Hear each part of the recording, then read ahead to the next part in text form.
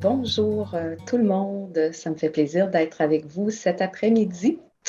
Notre collègue René Bélanger, parce qu'on était trois à préparer cet atelier-là cet après-midi. Alors René a eu un contretemps, donc il ne sera pas avec nous, mais on voulait quand même souligner son nom parce qu'on a travaillé fort dans la présentation. Vous allez voir, il y a des petits montages qui ont été faits et René est derrière ce beau travail-là. Alors, je vais prendre le temps de partager mon écran. Attendez-moi un petit peu, je vais être certaine que ça fonctionne. J'ai testé ça tantôt, tout allait bien. Est-ce que vous voyez mon diaporama? Je ne suis pas certaine, on dirait que je n'ai pas la petite ligne verte. Ouais, on le voit bien. On le voit bien, excellent. Alors, on y va. J'agrandis ça. Alors, Fadio, par l'entremise de son comité qualité phare, d'adresser une liste d'éléments qui influencent la qualité de l'encadrement des apprenants en formation à distance. Dans le fond, c'est un document qui est destiné pour les ressources enseignantes, pour les conseillères et les conseillers pédagogiques, les gestionnaires. Puis ça a vraiment un but de susciter la réflexion, la discussion, la collaboration, puis l'orientation des actions lorsqu'on met en place un cours à distance ou lorsqu'on fait sa mise à jour. Alors, c'est un outil qui fait partie maintenant de notre série de Recto Verso. Alors, l'année passée, j'étais là aussi pour vous présenter le deuxième Recto Verso qui portait sur la qualité des cours en formation à distance. Alors, le plan de la présentation, on vous fait une petite mise en contexte. On va vous parler de l'élaboration, le processus qui est derrière la création de ce document-là. Là, on va parcourir le document ensemble. On a des exemples à vous présenter. On essaie d'animer ça. On va vous demander votre participation. Alors, même s'il est 4 heures, vous allez voir qu'on vous fait participer. On va vous présenter les autres recto verso vers la fin. Puis, il y aura une période de questions. Alors, on a préparé un site Google. Vous pouvez numériser avec votre appareil photo le code QR. Ce qu'on s'est rendu compte tout à l'heure, c'est que le document de la présentation le lien n'est pas bon sur le site. Alors, de toute façon, on va vous le rendre disponible dans les prochains jours sur le site de Fadio. Alors, les modalités de participation, c'est sûr qu'on commence avec un petit WooClap pour dynamiser ça un petit peu.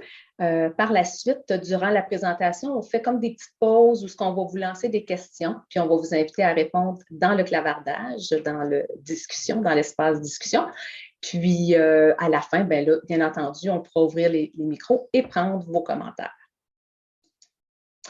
Alors, je vous laisse numériser le code QR.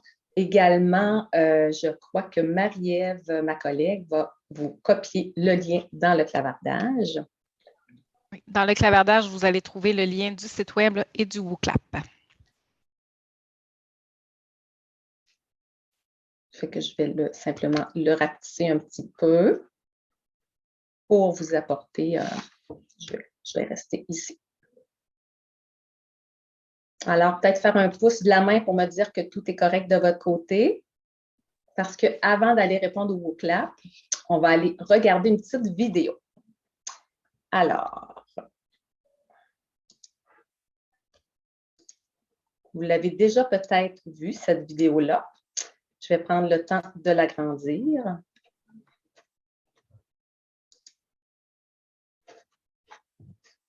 Alors, je ramène ça parce qu'elle décolle toute seule, malheureusement. On y va. Est-ce que vous m'entendez? Danick, assis-toi, s'il te plaît, remets ton chandail. Alors, tout le monde, on va jouer Frère Jacques, tout le monde ensemble. Donc, 1, 2, 3 et 4.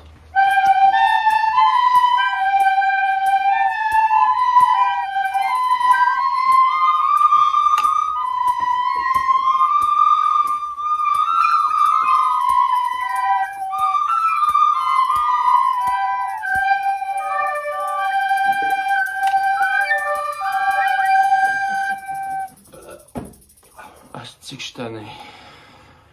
Est-ce que vous m'entendez? Danick, assis-toi, s'il te plaît. Alors, maintenant, on va aller voir le Pooclap. Alors, je vais à la prochaine diapo. Alors, si vous êtes sur votre téléphone cellulaire, ça va être un petit peu petit. Là, vous allez sans doute avoir de la misère à voir l'image du dessous, mais on vous demande de sélectionner l'image qui représente le mieux votre élève type dans votre enseignement à distance en janvier. Alors, vous cliquez simplement sur l'image qui représente votre apprenant type et cliquez sur « Envoyer » qui est en bas de l'écran par la suite. Alors, on va voir arriver les petites images.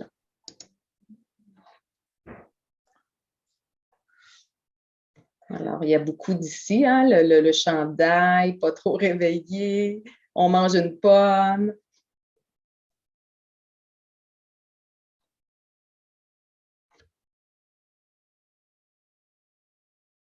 On est rendu à 42 participants sur 66. On vous laisse un petit peu de temps encore.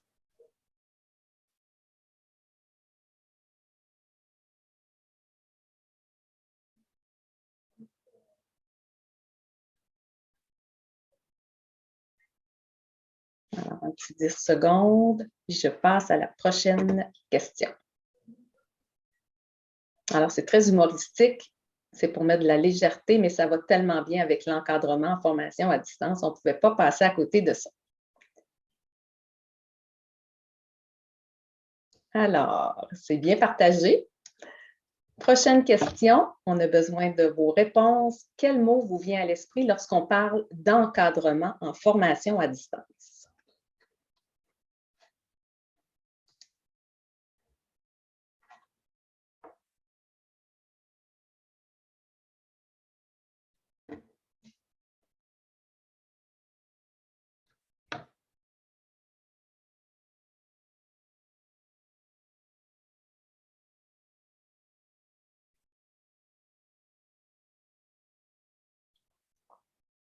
Alors, on voit motivation qui ressort, rétroaction, ça bouge beaucoup. Oups, ça sent bien. Engagement, participation. Ça peut être difficile. Patience. Internet.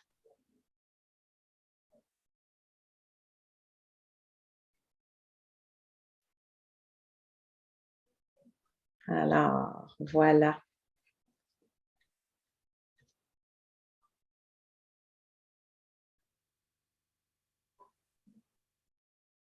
Alors, on va revenir à la présentation. Et on voit qu'il y a quand même des mots qui ressortent. On va voir si on retrouve ces termes-là dans le recto verso. Et merci pour votre belle participation. Alors, je poursuis avec l'affichage et c'est mon amie Marie-Ève qui va poursuivre. Donc, bonjour à tout le monde. Ça me fait plaisir d'être avec vous aujourd'hui en la fin de cet après-midi. Donc, je vais vous parler un petit peu du contexte de la mise en place du document et de toutes les étapes qu'on a faites là, afin d'en arriver à la préparation et à la publication d'un recto verso.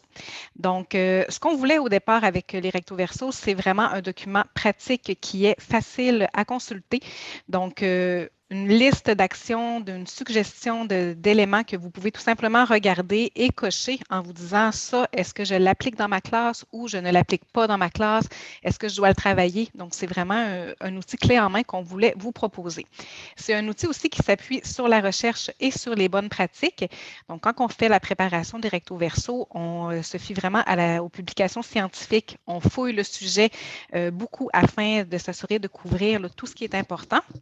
Et on s'assure aussi d'avoir un document qui correspond aux besoins du milieu et aux besoins aussi des établissements sur le plan interordre. Donc, on veut autant que notre document soit pertinent pour le primaire, le secondaire, que pour le collégial et l'universitaire. Pour cette année, on était une équipe de 5 personnes qui a contribué aux travaux. Donc, on a Serge Duguay, qui est un retraité du Centre des services scolaires des Phares, Julie Bérubé, avec qui je suis aujourd'hui et qui est à la commission scolaire du Fleuve et des Lacs, René Bélanger, conseiller pédagogique au Cégep de Matane, Véronique Laflamme comme chargée de projet FADU et moi là, qui suis conseillère pédagogique à l'UQAR. Concernant l'élaboration du document, une fois qu'on a ciblé le sujet d'après les besoins de la communauté, donc en questionnant les gens autour, là, que ce soit dans les communautés de pratique, dans les écoles. Donc, une fois qu'on a ciblé notre sujet, on commence à faire des recherches et on va vraiment aller cibler des études, de la documentation sur le web, donc tout ce qui est pertinent afin de faire une recension des écrits.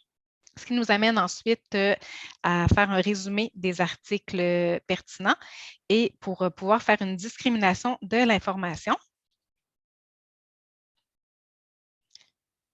Donc, pour vous donner une idée ici, on a mis un document en fait sur lequel on a travaillé et on ciblait, chaque personne de l'équipe ciblait certains documents qu'on avait trouvés et qu'on trouvait pertinents. On l'intégrait dans un tableau avec la référence et après ça, au hasard, on se séparait le contenu afin de faire des résumés et de sélectionner ce qui est pertinent ou pas pour faire le recto verso. Et c'est certain que ça arrive, par exemple, qu'on partage une référence et qu'en l'explorant, qu'on se rend compte que non, que ça ne fonctionne pas avec ce qu'on veut faire et à ce moment-là, on passe à la suivante. Mais ça nous a permis de dresser vraiment une liste de références vraiment intéressantes en lien avec le sujet. Tout ça nous amène ensuite à créer des thèmes et des catégories. Donc là, vous allez voir tout à l'heure, par exemple, pour l'encadrement, on a 4 grands thèmes et qu'on aborde là, dans le document. Ici, vous avez un autre document de travail qu'on a utilisé. Par exemple, si on prend au niveau de l'établissement, donc l'encadrement de l'établissement, on avait, par exemple, on m'accueille dans l'établissement et ça, après ça, on le transforme en critère. Donc, un critère qu'on peut vraiment être capable de dire si on le fait ou pas. Et on s'assure toujours d'aller chercher tout ce qui est important en lien avec ce critère-là. Une fois qu'on a créé une première version du recto verso avec des critères classés par catégorie, on est rendu à la validation des éléments dans la pratique. À ce moment-là, on va par exemple faire appel aux communautés de pratique FADU pour avoir le son de cloche des personnes qui sont avec nous dans le réseau. Et on va aussi s'assurer de le valider de façon interordre pour être sûr qu'il répond bien aux besoins. Et c'est sûr que dans le recto verso, chaque virgule, chaque mot, tout est bien pensé, tout est bien travaillé pour que le tout soit le plus clair possible. Il y a une révision linguistique aussi qui est faite là, pour que tout soit le plus impeccable possible. Ici, vous voyez un petit peu la façon de fonctionner là, pour les commentaires donc, qui sont faits, par exemple, au sein des communautés de pratique. Donc, les gens ont le recto verso et sont amenés à faire des commentaires. Et les commentaires qui nous font réfléchir ensuite en équipe et qui nous amènent toujours à faire plusieurs changements, puisque ce qu'on veut, c'est justement que le tout soit le plus clair possible pour tout le monde. Vous avez ici une vue d'ensemble de l'outil diagnostic pour un encadrement de qualité d'un cours en formation à distance. Et les recto verso ne s'appellent pas recto verso pour rien. Donc, on cherche vraiment à faire en sorte qu'ils soient sur 2 pages pour que vous ayez une copie que vous pouvez facilement après ça traîner et distribuer. Et ici, vous voyez en couleur que vous avez les différents thèmes qui sont associés au recto verso et les cases à cocher là, qui sont à droite également. On vous présente ici une vue plus claire là, et de plus rapprochée de justement là, du début du recto verso avec les cases qui sont oui, non, partiellement à développer et ne s'appliquent pas. Et par rapport à ça, le ne s'applique pas, c'est certain qu'on s'assure d'être le plus interordre possible, mais c'est certain qu'il y a certains contextes, si on prend le primaire ou le secondaire, que ça peut des fois ne pas s'appliquer simplement. Donc, il y a toujours cette option-là là, qui est possible. On aurait déjà une première question et on vous invite à utiliser l'icône de discussion dans Zoom pour y répondre. Quels critères, selon vous, permettent un encadrement de qualité d'un cours en formation à distance? Donc, on vous laisse un petit peu de temps pour répondre à la question.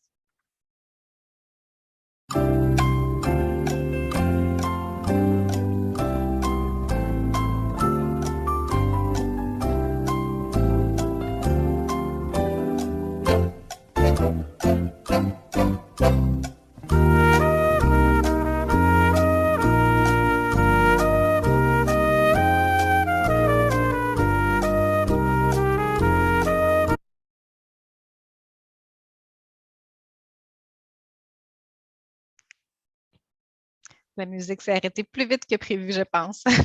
Oui, C'est pas que grave. fenêtre du volet discussion pour bien voir et quand on présente, on ne peut pas cliquer. C'est vrai, on n'y a pas repensé.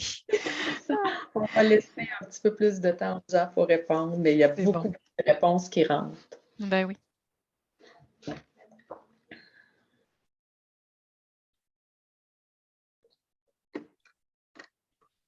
Donc, si je commence un petit peu à regarder les commentaires, donc on voit la rétroaction personnalisée et fréquente, personnalisation, les suivis, les attentes et les consignes claires, donc les règles explicites et modélisées. Bien sûr, la disponibilité, je pense que ça, c'est quelque chose qui est très important de se montrer disponible et accessible pour les élèves lorsqu'on est dans un contexte d'encadrement. La variété, planification efficace, donc c'est super intéressant. Alors, on va aller. Julie qui nous dit, vous pouvez chanter Julie et Marie-Ève pour remplacer la musique. Parmi les commentaires. Ma collègue Julie à Lucas. C'est bon.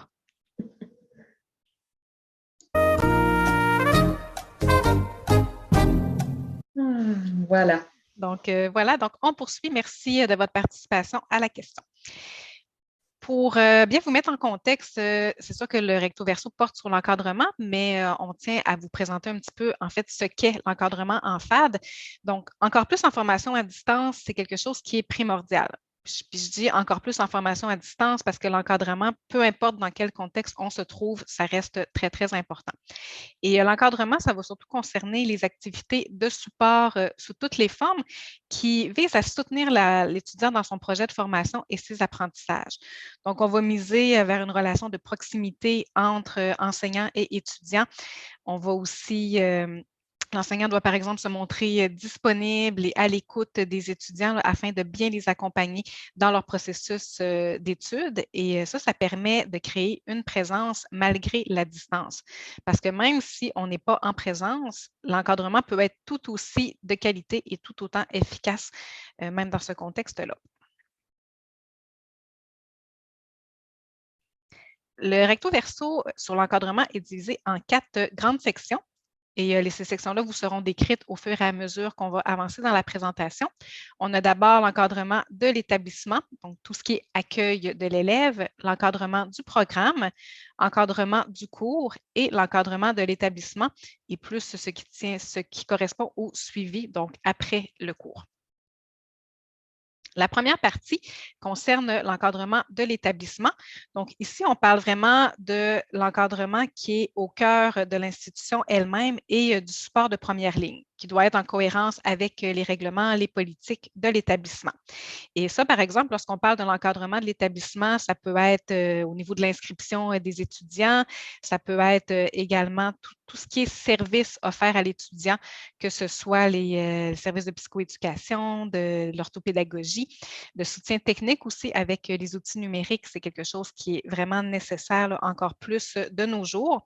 Et ce qui est important au niveau de l'établissement, c'est vraiment de donner des messages clairs et cohérents aux étudiants et de s'assurer de bien les rejoindre et que l'information soit facilement accessible pour ces derniers. Vous remarquez ici qu'il y a des encadrés qui sont rouges.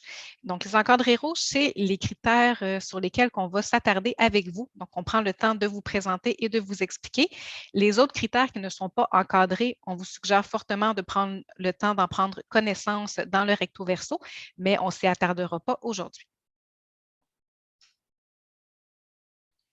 Premier critère, le 1.1, c'est l'établissement informe les apprenants des règles et des politiques spécifiques qui les concernent. On parle par exemple des codes d'éthique, la citoyenneté numérique, la netiquette. Ici, on vous a mis des exemples qu'on trouve inspirants parce qu'il y a quand même beaucoup de netiquettes qui existent et qui sont partagées sur le web et il y en a quand même qui sortent un petit peu du lot et qu'on trouvait particulièrement intéressantes. La première ici, c'est 8 comportements à adopter. Donc, c'est une infographie qui a été faite sur Geniali avec des comportements à adopter avec l'éthique pour les élèves. Et vous voyez qu'en dessous de l'image, il y a le lien. Donc, quand vous allez avoir le document PDF avec la présentation, vous allez pouvoir tout simplement cliquer sur les liens pour accéder à tous les documents qui sont intégrés à la présentation. À droite, vous avez aussi une étiquette qui correspond davantage au milieu du cégep et de l'université. Donc, c'est de l'Université de Montréal et c'est une étiquette qui était quand même très, très bien élaborée et qu'on voulait vous partager. Donc, ce qui est important avec l'étiquette, il y a toujours de faire des rappels, par exemple, avec les élèves, encore plus avec les tout-petits, l'afficher en classe également, donc que ça soit bien mis en évidence là, avec les respects des codes, des comportements à adopter à l'école, de les déposer pour les plus vieux aussi sur les environnements numériques d'apprentissage. Donc, ça reste des belles façons de procéder pour vous assurer que tout est bien clair là, pour les élèves. Et ici, vous avez une étiquette du récifade qu'on trouvait assez complète également, qui peut s'appliquer dans plusieurs contextes. Donc, on parle par exemple de la tenue vestimentaire, l'environnement, les comportements. Donc, je nomme par exemple juste le fait de manger quand c'est la pause, des petits détails comme ça qui peuvent des fois là, faire la différence.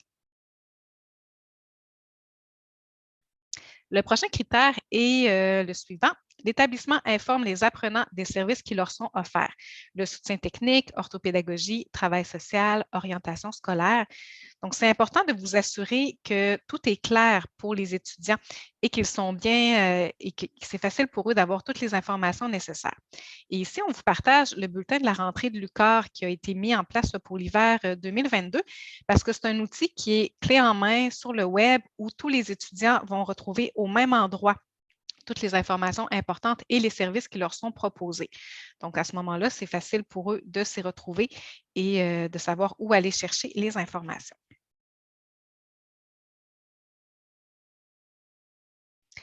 Le prochain est le 1.5. L'établissement transmet aux apprenants les codes d'accès aux ressources numériques.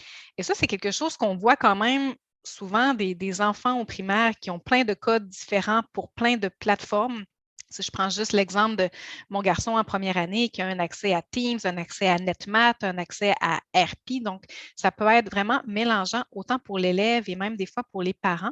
Donc, pour ça, d'avoir un espace dans l'agenda où toutes les informations sont mentionnées et que c'est collé au même endroit, qu'on peut prendre en photo aussi pour ne pas le perdre. Donc, ça reste quelque chose qui est vraiment intéressant. Et aussi en classe, de prévoir du temps de pratique où les élèves vont pouvoir se connecter à leur compte là, et s'assurer qu'ils sont bien en mesure de le faire.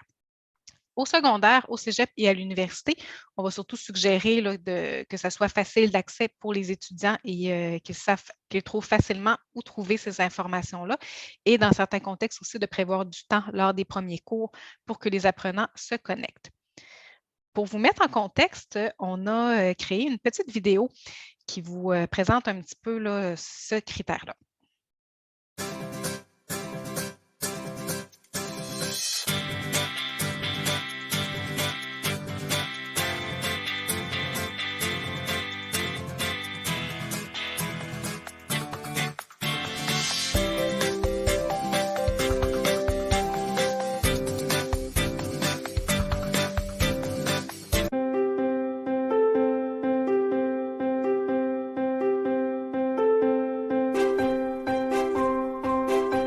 Bonjour et bienvenue au soutien technique pour les cours en ligne. Je m'appelle Suzy, comment puis-je vous aider?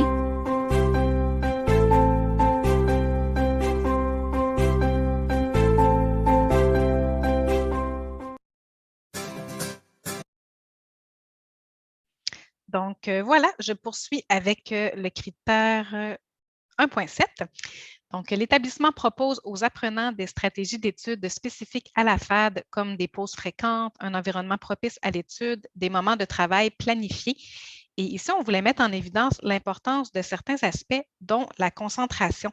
La concentration qui est une condition qui est essentielle à l'apprentissage et qui implique d'être capable de diriger et de maintenir son attention et son effort intellectuel sur une matière qui est à comprendre et à assimiler.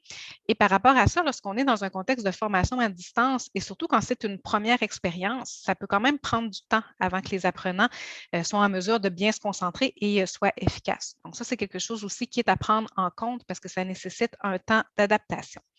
Et pour favoriser la concentration, on suggère de prévoir un environnement propice aux études et à l'apprentissage, c'est-à-dire d'avoir un lieu d'études et de travail qui est calme, qui est éloigné de toutes sortes de distractions et qui permet vraiment de se concentrer et d'être actif là, dans ses apprentissages.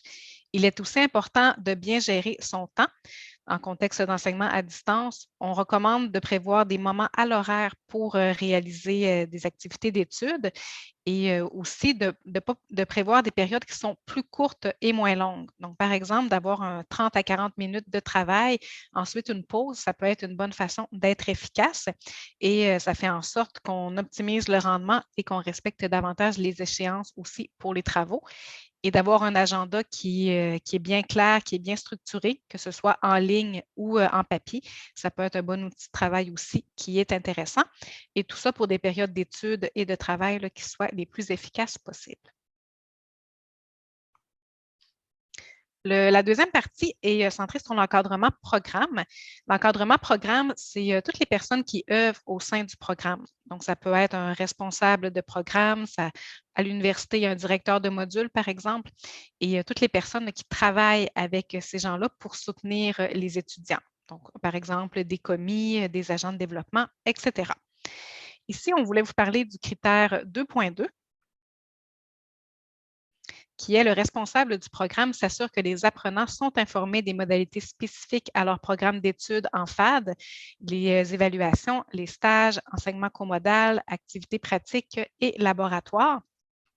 Et ici, on trouvait intéressant de vous parler des différentes modalités qui sont possibles, surtout que dans le contexte actuel, on a eu l'occasion d'en expérimenter de toutes sortes et dans tous les ordres d'enseignement. Donc, d'abord, on a les cours en classe. Donc, à ce moment-là, tout le monde est en présence physique. Cours présentiel hybride où le cours est composé en proportion variable de séances en classe et à distance, qu'elles soient synchrones en direct ou asynchrones. On a également le cours à distance hybride.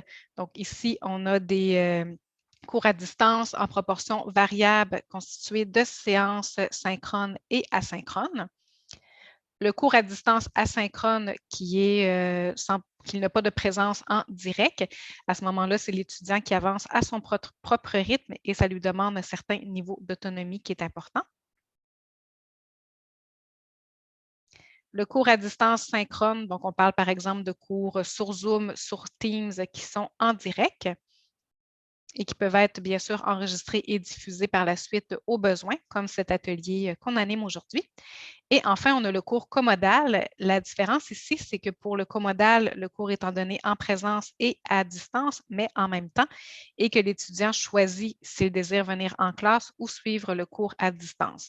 Donc, c'est vraiment la notion de choix ici là, qui est à considérer pour le comodal. La troisième section est l'encadrement du cours. L'encadrement du cours, c'est l'encadrement qui se déroule directement en classe entre l'enseignant et ses étudiants.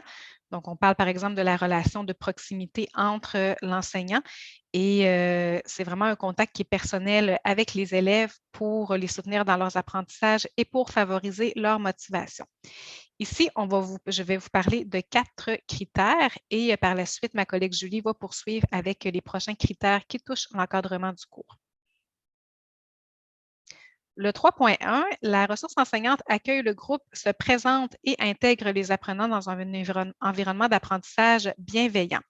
Donc ça, vous le savez, lorsqu'on commence avec un nouveau groupe, c'est important de prendre le temps d'apprendre à connaître nos élèves, de se présenter et de briser la glace. Donc, c'est pour ça qu'on vous propose certaines activités brise-glace.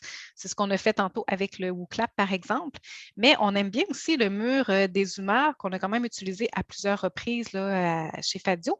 Et ici, ce mur des humeurs-là, c'est qu'on a plein de petits bonhommes et qu'on demande aux personnes présentes, donc aux étudiants et aux élèves, de cibler comment ils se sentent à ce moment-ci.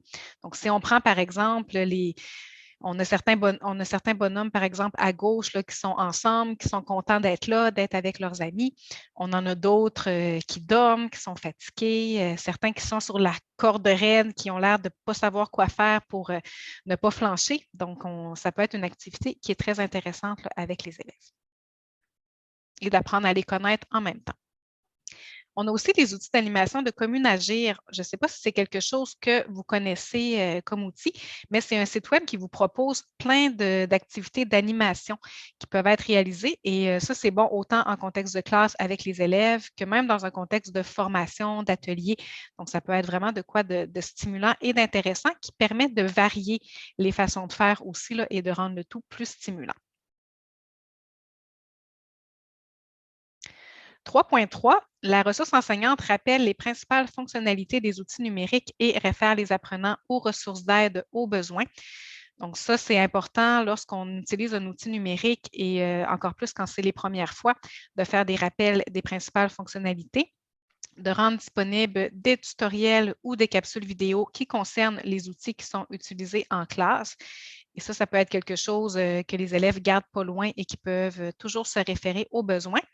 Et prendre le temps de faire expérimenter aussi les outils numériques aux élèves afin qu'ils se les approprient. Donc, la pratique dans ce contexte-là, c'est très important et ce l'est encore plus aussi quand on veut évaluer quelque chose là, avant que les élèves doivent vraiment l'utiliser dans le contexte d'évaluation. Pour la prochaine diapositive, on a une petite vidéo qui vous met en contexte une situation qui arrive quand même souvent avec les tout-petits lorsqu'on est en formation à distance. Bonjour mes amis de première année. Aujourd'hui, nous allons apprendre ensemble le fonctionnement de notre classe Team. Madame Caroline, comment on lève la main dans Team? Mathis, regarde en haut et à droite de ton écran. Madame Caroline, où est ma main? Je la trouve pas. Mathis, tout en haut de ton écran, tu vas voir le dessin d'un petit micro, puis à côté, tu vas voir une petite main. Clique dessus. Madame Caroline, merci à cause que j'ai trouvé la main. Parfait, mon beau Mathis. On peut continuer.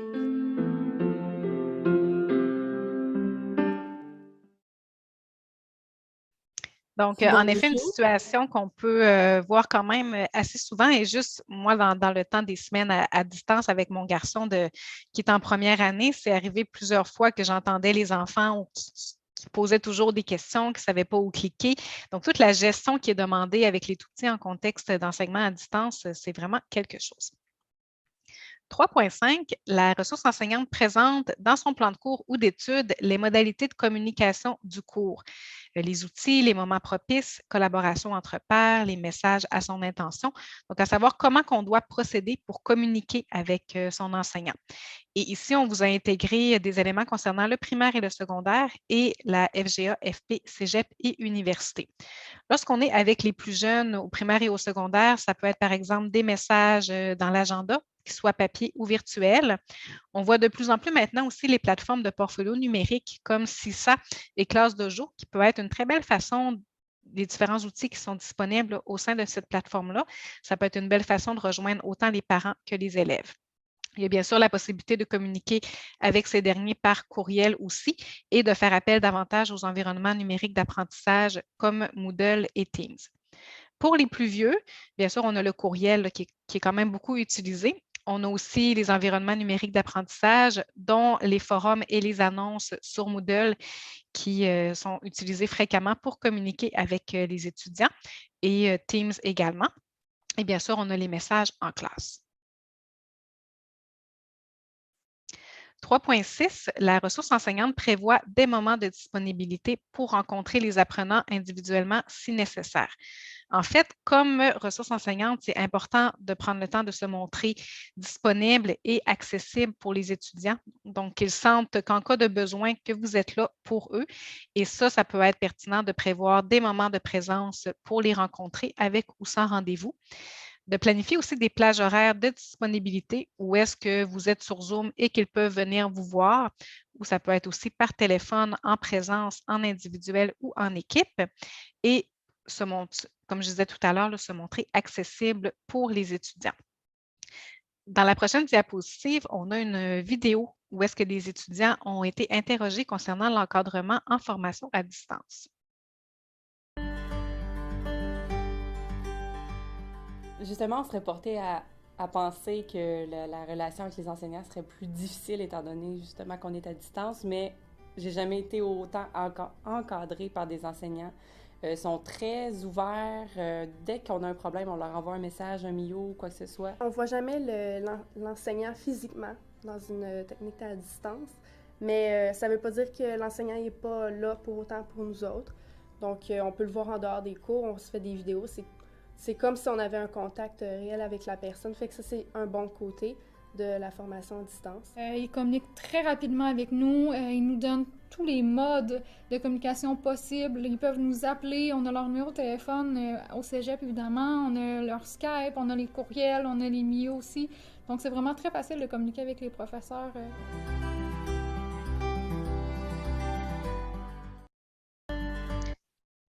Donc, voilà pour le critère 3.6. Maintenant, on aurait une autre question pour vous à laquelle vous pouvez répondre dans le clavardage, qui est: quelle est votre stratégie d'encadrement coup de cœur?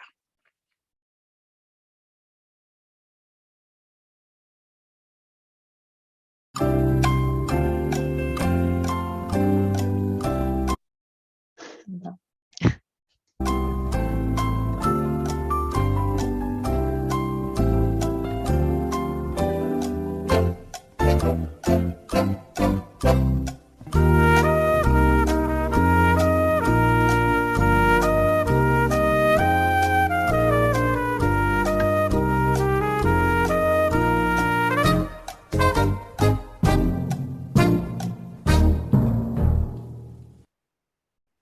Donc, si je regarde un petit peu les réponses, donc on parle beaucoup de la rétroaction. Donc, c'est sûr que la rétroaction, de donner des rétroactions qui sont claires, précises et qui permettent une amélioration, c'est toujours quelque chose qui est important. De varier les façons de communiquer, utiliser Teams. Support technique, donc oui, ça reste quelque chose, surtout dans un début en formation à distance, que le support technique soit présent et facilement accessible, ça reste quelque chose qui est à la base. Les messages vocaux, rencontres personnelles sur Zoom.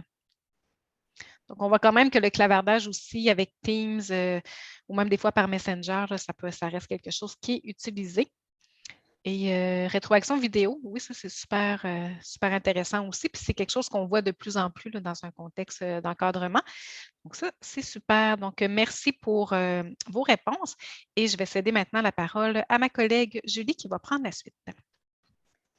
Alors, on va voir ensemble, entre autres, plus précisément les points 3.7 au critère 3.11. Donc, le critère 3.7 qui est la ressource enseignante présente aux apprenants. Les comportements adoptés dans son cours, on parle d'éthique, de l'étiquette, de gestion de la caméra, gestion du micro. Alors, vous avez à l'écran un exemple du cégep de Matane. C'est un exemple d'une étiquette. Donc, on suggère une image à adopter, un comportement et un environnement favorable à distance aux apprenants.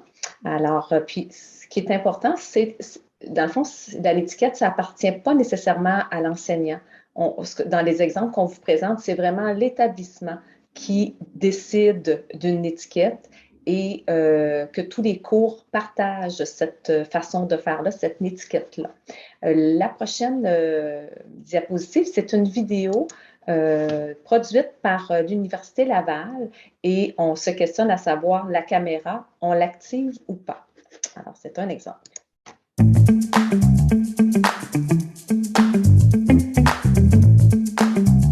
À l'Université Laval, beaucoup d'efforts ont été déployés pour faciliter la communication à distance dans le cadre des cours donnés en temps réel. Lorsque vous suivez un cours en ligne, la caméra, on l'active ou non?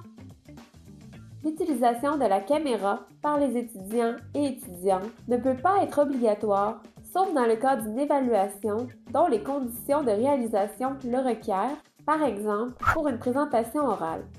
Dans ce cas, cela doit être inscrit dans les directives de l'évaluation qui figurent au plan de cours.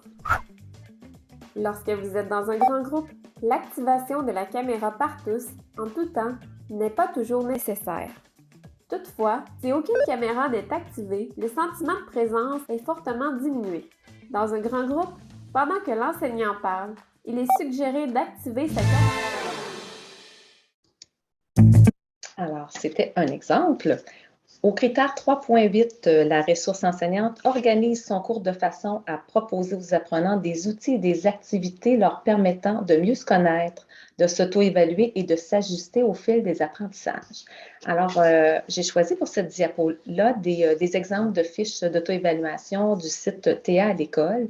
Évidemment, c'est des versions papier. Si c'est moi qui donnais le cours en ligne, bien, je récupérerais ces fiches d'auto-évaluation-là, puis je les transformerais, je les amènerais dans Teams ou Google, pas Teams, mais Forms ou Google Forms, entre autres, ou d'autres formulaires. Dans le fond, l'auto-évaluation, ça permet aux élèves de valider leurs apprentissages aussi. Alors, c'est un bon outil à utiliser en formation à distance. Critère 3.9, la ressource enseignante organise son cours de manière à effectuer des rétroactions fréquentes, détaillées et constructives qui motivent et encouragent les apprenants. Je vous présente, en fait, c'est un Geniali qui a été créé par les services régionaux FGA de la capitale nationale et de Chaudière-Appalaches. Vous voyez ici les 3 types de rétroaction, la rétroaction de base, la rétroaction instructive et d'accompagnement. Alors, ceux qui ont déjà suivi des formations sur la rétroaction, vous reconnaissez ces 3 types de rétroaction. Également, ce que je peux vous dire, c'est que le site de Cadre 21 offre aussi une formation sur la rétroaction, également celle du récit. Je défile le Geniali, dans le fond, vous allez avoir le lien dans la présentation, mais vous pouvez choisir la version anglaise ou française. Vous choisissez votre environnement numérique d'apprentissage et par la suite, vous pouvez aller voir une rétroaction, c'est quoi? Rétroagir dans un texte, je fais ça comment? Alors, vous avez toujours pour chaque exemple une petite vidéo avec des précisions à la droite. On revient toujours au menu principal et là, on va voir la rétroaction audio, comment on fait ça, encore une fois, une capsule vidéo et l'exemple à droite. Critère 3.10, la ressource enseignante organise son cours de manière à détecter et à intervenir rapidement si elle perçoit un désengagement ou des difficultés de la part des apprenants. Alors, comme une participation qui est défaillante, des distractions, des difficultés d'apprentissage. Alors ici, j'ai choisi l'infographie de Récifade, le récit de la femme, sont venus nous voir mardi et ils nous ont présenté ce qu'ils sont en train de mettre de créer, en fait, c'est des micro-formations. Puis, on a cette affiche-là, cette infographie-là sur le suivi des apprentissages. Alors, encore une fois, vous avez soit vous choisissez votre environnement numérique d'apprentissage, que ce soit Moodle ou Teams, entre autres. Et là, on vous donne des exemples. Comment je peux faire le suivi des apprenants ou l'encadrement dans Teams, par exemple. Bien, je suis les conversations, je regarde les fichiers qui ont été déposés. Je le sais par les devoirs aussi qui ont été faits. Puis, il y a un outil maintenant qui est intégré qui s'appelle Insight, qui permet de voir qui a participé, qui a consulté quoi, qui a modifié quoi. 3.11, la ressource enseignante présente aux apprenants des stratégies cognitives permettant d'intégrer la matière de façon efficace et différenciée, comme la construction des apprentissages, la mémorisation. Je vous ai mis d'autres exemples comme la lecture stratégique, la prise de notes, la carte d'organisation d'idées. Alors ici, on présente vraiment aux apprenants. Alors, je pense qu'il ne faut pas prendre pour acquis que les élèves savent comment faire une prise de notes. Alors, il faut leur enseigner de façon explicite. Vous avez 2 documents intéressants. Il y en a un qui vient de l'ARAC, de la reconnaissance des acquis et des compétences. C'est un document qui est produit, entre autres au Centre de services scolaires Beauce-et-Chemin, mais dans toutes les formations professionnelles, si vous demandez ces documents-là, il y en a plusieurs là, qui touchent l'anxiété, la gestion de classe, la gestion du temps, pas la gestion de classe, mais la gestion du temps. Ici, c'est la prise de notes. Et à gauche, vous avez une petite infographie sur comment étudier qui fait suite à une présentation de Steve Masson, que vous connaissez sans doute. Je croyais que j'avais d'autres exemples pour vous, mais non. De toute façon, l'heure défile, alors on va voir quelques autres points. On termine ici avec l'encadrement court avec cette section. Alors, la ressource enseignante au point 3.12 utilise une variété de stratégies d'enseignement adaptées à la FAD. Alors, vous en reconnaissez ici l'apprentissage par problème, le travail en équipe, des puzzles d'experts, la pédagogie inversée. Et en tout cas, ce qui est important, je dirais, c'est de regarder du côté droit. Hein, c'est des infographies qui sont tirées de Cadre 21 et de Fadio. C'est de passer du mode passif au mode interactif. Lorsqu'on monte une formation à distance, c'est facile. Bien, c'est facile. Ça demande quand même un effort de passer au mode actif, hein? Mais ce qu'on souhaite, c'est d'arriver au mode interactif où ce que vraiment, même si moi, comme enseignant, je parle, ben, il faut que je pense tout de suite à l'interaction avec les élèves pour les garder toujours justement en action. Alors, dans un mode interactif. 3.13, la ressource enseignante fournit aux apprenants des outils, des activités leur permettant d'améliorer leur méthode de travail, leurs compétences informationnelles, leur gestion du temps, comme la prise de notes, le repérage d'informations. Alors, on a notre collègue Serge Duguay, qui a, pour ses élèves à l'UQAR, a créé un géniali, encore une fois, qui parle aux élèves de la concentration, la gestion du temps. Comment on fait ça? Je vous le montre rapidement. Vous aurez encore une fois le lien. Alors, pour bien se concentrer, il y a des conditions essentielles, on doit activer son cerveau, on doit avoir un environnement propice aux apprentissages. Alors, c'est une ressource qui peut être intéressante pour les élèves plus vieux. Pour les plus petits, bien, ou ceux du secondaire, bien, il faut vraiment présenter ces éléments-là et les voir avec eux en classe. Puis même pour les plus grands, je pense que c'est toujours préférable. D'autres outils pour s'organiser, vous avez encore un autre document de l'ARAC qui est sur la gestion du temps avec les objectifs SMART. Et on a aussi un petit signet des trucs pour maximiser les moments d'études en FAD qui a été créé par la SOFAD. Alors, tous ces outils-là, vous allez les retrouver à l'intérieur du document de présentation. 3.16, tout au long du cours, les apprenants sont invités par la ressource enseignante à se prononcer sur le cours, sur la formation qu'ils reçoivent, à signaler les problèmes qui sont rencontrés, puis à proposer des améliorations. Vous avez ici un exemple, c'est un formulaire qu'on avait créé dans mon centre de services scolaires parce qu'on avait une classe de téléenseignement. Et vous voyez ici que le formulaire qui est utilisé est vraiment, on y va plus, c'est vraiment au cœur de la classe. Est-ce que l'enseignante suscite mon intérêt? C'est une enseignante dans ce cas-ci. Est-ce qu'il est facile de suivre les explications quand je suis à distance? Est-ce que je me sens interpellée même si je suis à distance? Est-ce que je sens que je fais partie du groupe classe? Alors, c'était ce genre de questions-là. On va voir un autre formulaire parce qu'on arrive dans la dernière section qui est le suivi de l'encadrement de l'établissement. Et dans le fond, ce suivi-là doit être fait lorsque le cours est terminé, lorsque les étudiants ont quitté. Et on regarde un peu plus en détail le point 4.1, mais c'est encore un exemple de formulaire. Ce que vous pouvez voir à la suite du cours, les apprenants sont invités à transmettre à l'établissement leur appréciation. Mais on voit que ce qui est demandé, c'est beaucoup plus général. L'horaire de mes cours, comment il est, la qualité sonore, la qualité visuelle. Alors, c'est beaucoup plus général. On est plus dans le global que tout à l'heure. On a une dernière question pour vous. Alors, quelles activités offrez-vous aux apprenants afin qu'ils développent leurs compétences informationnelles, leur méthode de travail et leur gestion du temps? Alors, on vous garde actif jusqu'à la dernière minute. Je vous laisserai le temps de répondre.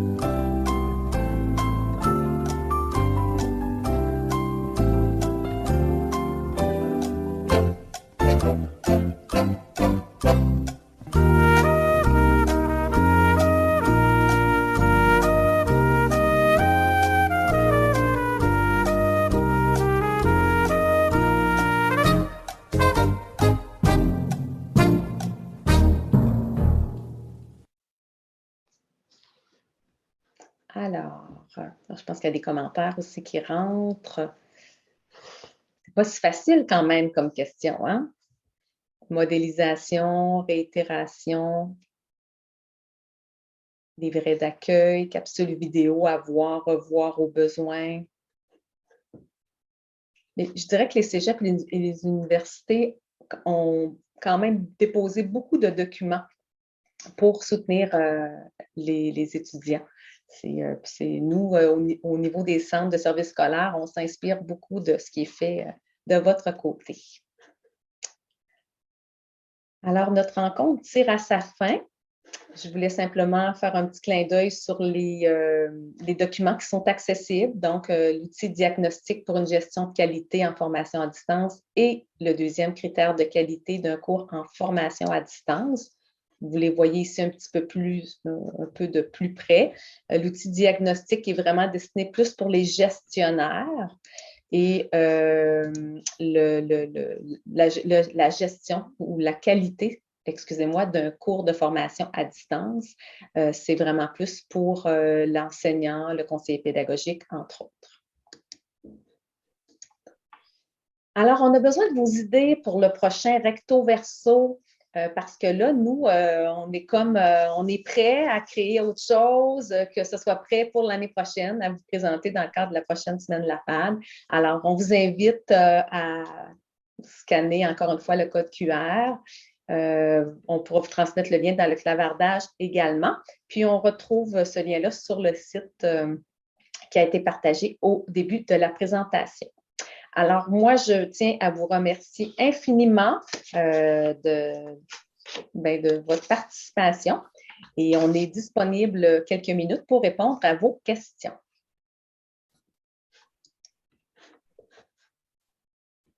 Merci beaucoup, Julie et Marie-Ève. Donc, s'il y a des questions, il nous reste un beau 5 minutes.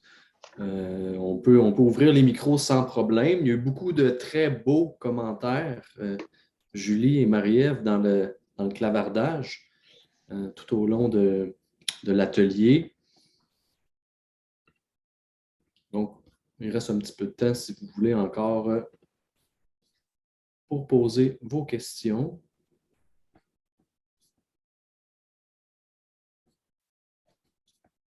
C'est le fun de voir les commentaires, justement, puis comme quoi que c'est pertinent pour vous, puis que c'est quelque chose qui va vous être utile. C'est ça le but aussi, c'est que ce soit utilisé par les enseignants, par tout le monde. Donc, c'est vraiment super.